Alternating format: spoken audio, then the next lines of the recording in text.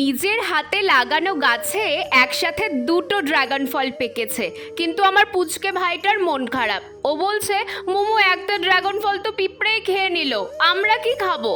আমি ওকে বললাম, আমরা আজকে সেই পিঁপড়ে খাওয়া ড্রাগন ফলটাই টেস্ট করব, চল। অন্য ফলটা কিন্তু খুব সুন্দর আছে। যেই কথা সেই কাজ, পুচকেটাই আজকে একটা ফল পেরে নিল।